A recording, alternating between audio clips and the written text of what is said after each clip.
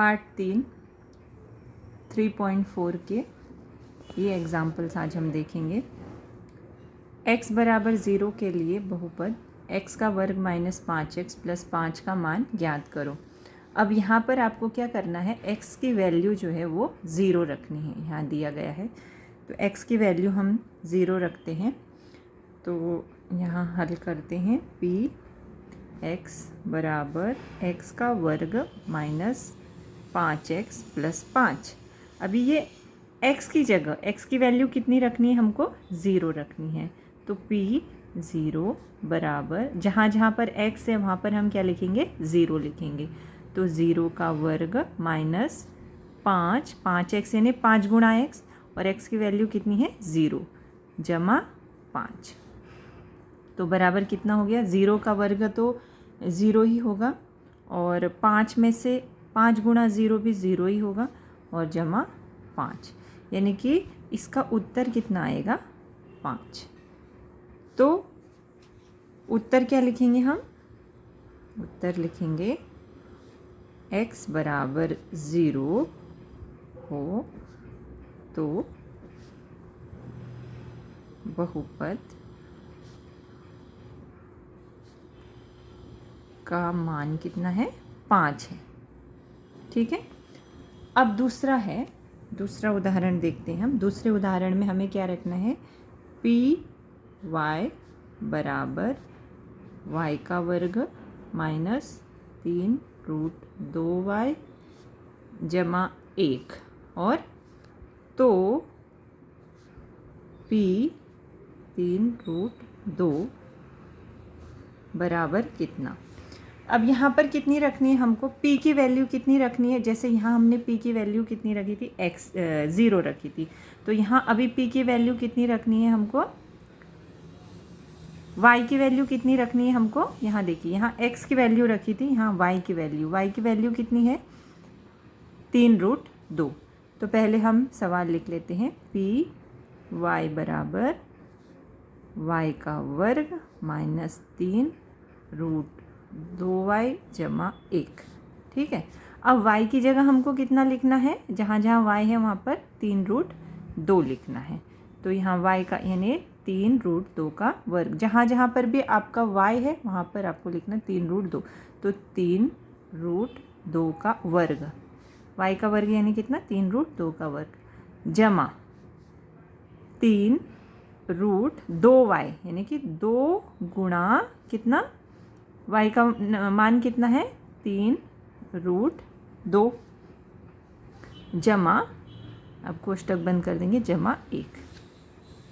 अब उसके बाद देखिए पूरे कोष्टक का वर्ग यानी कि 3 का वर्ग कितना होता है 9, 2√2 का वर्ग होता है, √2 का वर्ग 2 होता है, तो 2, फिर जमा, फिर उसी तरह से यहाँ पे चले जाइए।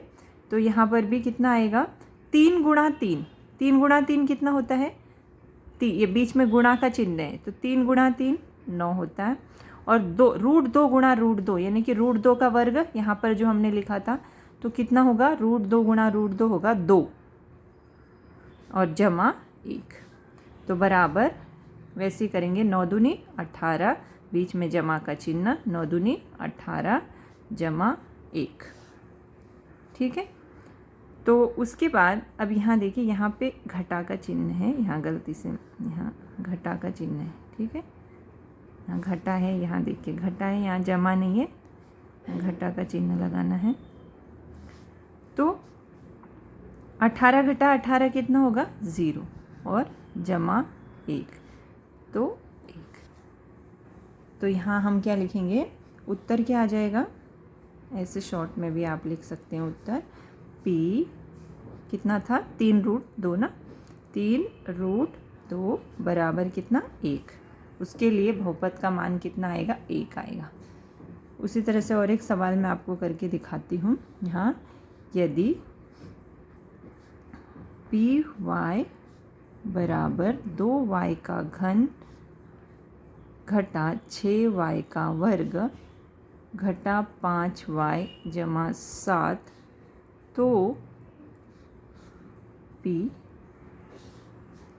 इसका मान ज्ञात करना। यहाँ क्या रखना है हमको, p का मान कितना रखना है 2। पहले सवाल लिख लीजिए, p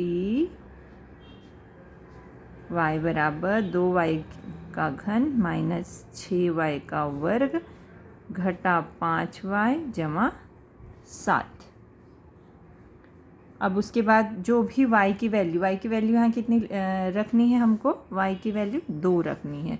तो p y के बदले कितना 2 बराबर 2 गुणा y की वैल्यू कितनी है 2, 2 का घन माइनस 6 गुणा 2 का वर्ग घटा 5 गुणा y यानी 2 जमा 7। सिर्फ मान रख दिया है।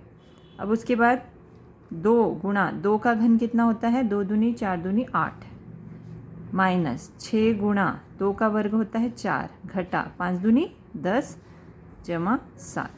अब उसके बाद 8 दूनी 16 घटा 6 चौक 24 घटा 10 और 7 कितना होता है, घटा 10 जमा 7 ऐसे लिखिए पहले। अब घटाइए 16 माइनस 24 घटा 10 जमा 7। तो यहाँ 16 प्लस 16 माइनस 24 कितना होगा 16, यानी हाँ यहाँ प्लस और माइनस का चिन्ह है और बड़ी संख्या के पहले माइनस का चिन्ह है तो उत्तर माइनस में आएगा। और यहाँ प्लस है यहाँ माइनस है तो प्लस माइनस क्या होता है, प्लस माइनस माइनस ही होता है। यानी हमको क्या करना है, 24 में से 16 घटाएंगे तो 8 माइनस 8 माइनस 10 प्लस 7 वैसे लिखिए। फिर माइनस 8 माइनस 10 कितना हुआ, माइनस 18 प्लस 7। तो माइनस और प्लस होता है माइनस, यानी 18 में से 7 घटा करेंगे तो 11 और चिन्ह क्या आएगा माइनस, बड़ी संख्या का। तो इस तरह से हमने आज ये 3.4 हल किया।